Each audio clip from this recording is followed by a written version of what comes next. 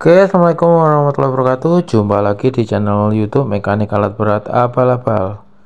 Untuk sharing kali ini, sebelum video sebelumnya kan kita overhaul ini ya, bongkar damper. Ini sekarang kita melakukan overhaul damper ya, pada step-step di sini.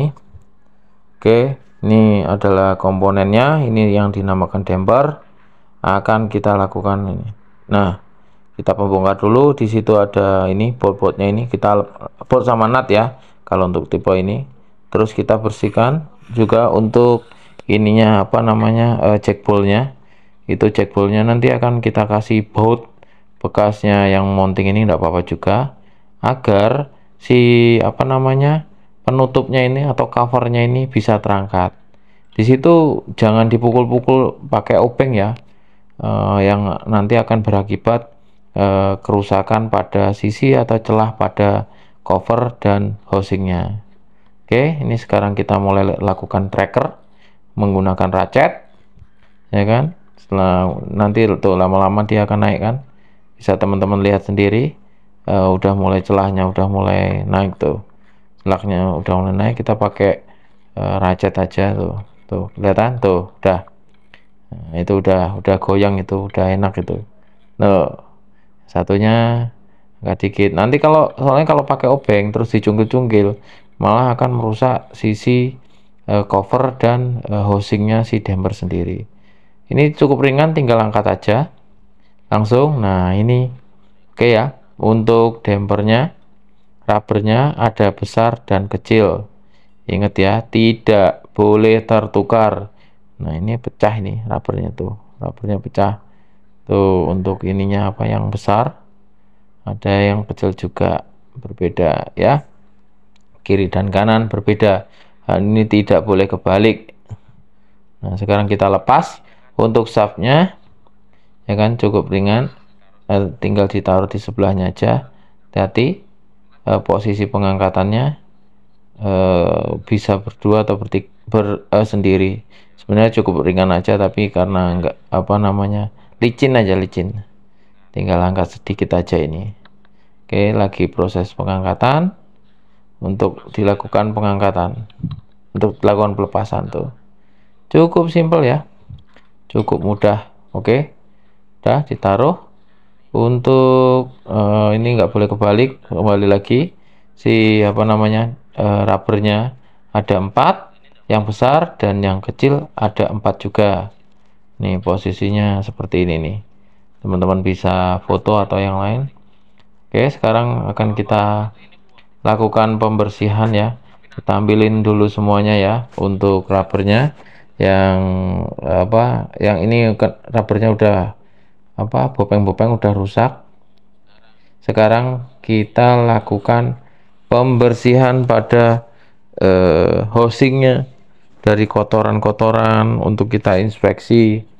Ini itu kita bersihkan dulu ya. Untuk ininya, covernya tak lupa juga. Ini kita lepas. Covernya mau depan mau belakang sama aja, tapi yang membedakan adalah shaftnya itu tidak boleh kebalik. Shaft dan rubbernya tidak boleh kebalik.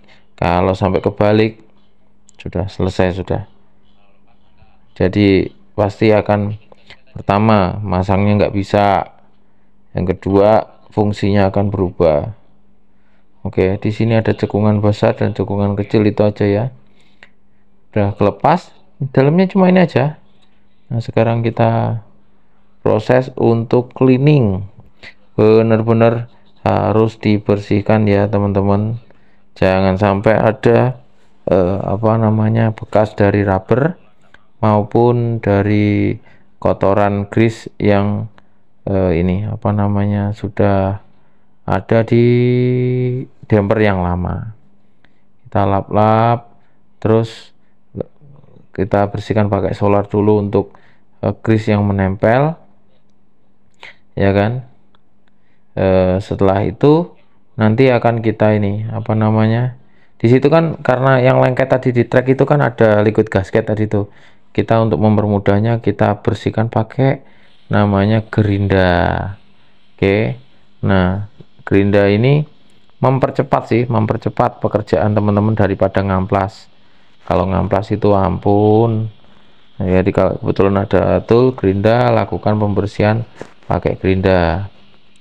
Bisa dilihat sebelum dilakukan pembersihan dengan gerinda dan pembersihan setelah pakai gerinda. Kelihatan kan kayak apa kotorannya si liquid gasket ini terangkat karena ini dibersihkan pakai gerinda, lebih cepat untuk pekerjaannya. Nanti kalau pakai amplas, teman-teman bisa setengah hari itu untuk bersihkannya.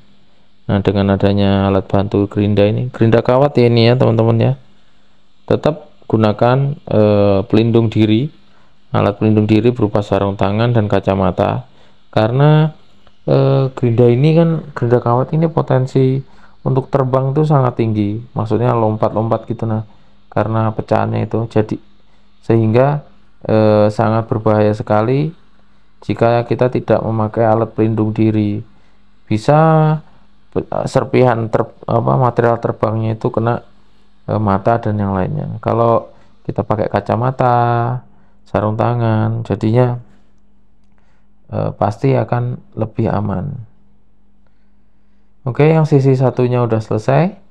Sekarang ini kita lap setelah digerinda ya, mohon maaf, setelah digerinda kita lap lagi untuk membersihkan ya bekas solarnya tadi itu. Ini sisi selanjutnya ya, sisi lanjutnya tuh kelihatan kan teman-teman, bisa ngelihat sendiri before sama after saat lewati gerinda tuh yang putih-putih itu langsung bersih dia. Oke.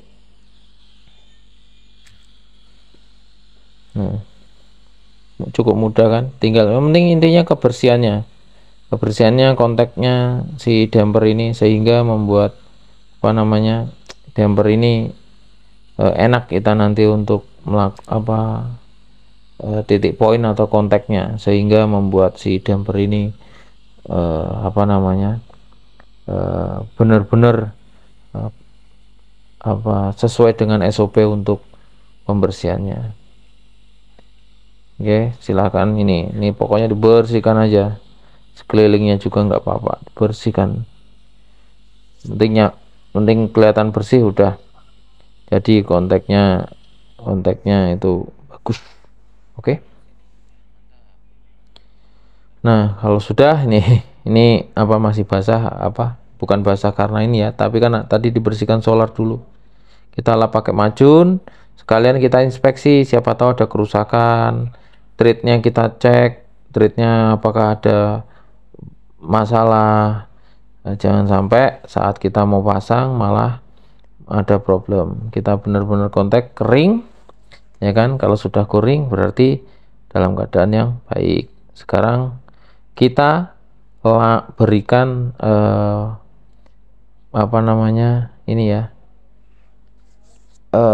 liquid gasket pada sekelilingnya si cover, kontaknya si cover dan si housing.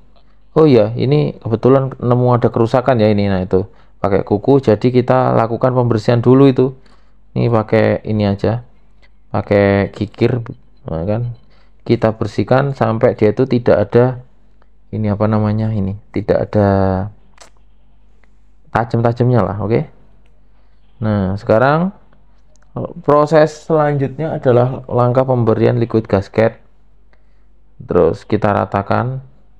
Pemberian liquid gasket, sebaik-baik liquid gasket adalah pemberiannya tidak boleh terputus-putus ya, langsung dikasih, itu tidak ada putus. Terus sisanya teman yang satunya untuk meratakan agar kontaknya si liquid gasket dan housing dan cover itu tidak ada celah, tidak ada gap, sehingga grease yang nantinya memenuhi si damper ini dalam keadaan yang tidak bocor ya kan. Dalam keadaan penyekatannya, semakin penyekatan baik, maka grease yang ada di dalam damper ini akan terjaga, sehingga rubber damper akan lebih baik dalam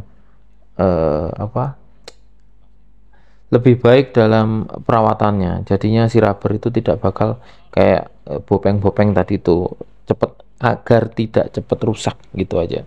Oke, lanjut untuk ini ya, lanjut untuk apa namanya, pemasangan apa namanya, pemasangan cover dampernya. Tinggal ditekan-tekan, terus dia dipres lah dengan palu, ndak apa-apa. Nah ini liatin, tuh sudah lengket, tinggal dibalik. Terus kita berikan apa namanya, berikan ini ya, berikan apa, apa namanya, rubbernya nanti akan kita pasang. Rubbernya akan kita pasang. Maaf, sapnya dulu akan kita pasang. Sapnya dulu akan kita pasang, ya kan? Oke.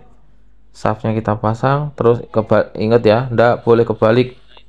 Satu orang untuk ini, satu orang untuk mengolesi grease, satu orang memberikan spare partnya.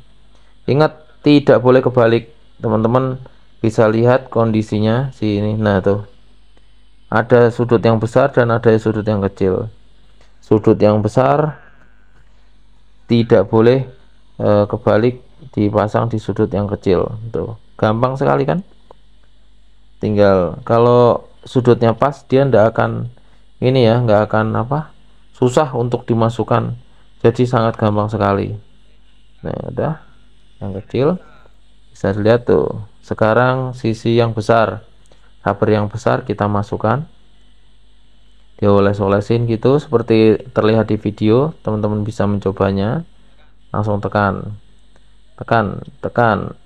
Nah pelan-pelan aja, nggak usah terlalu masuk ya, karena biar gampang masukin semuanya.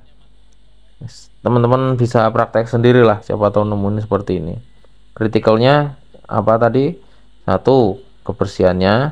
Kedua, kontaknya. Ketiga, tidak ada kerusakan pada komponennya.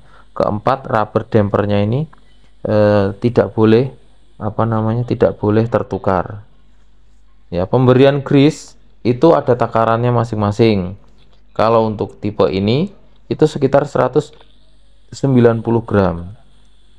Segala sesuatu bisa dilihat pada shop manual atau panduan OMM yang cara untuk assembling damper ya.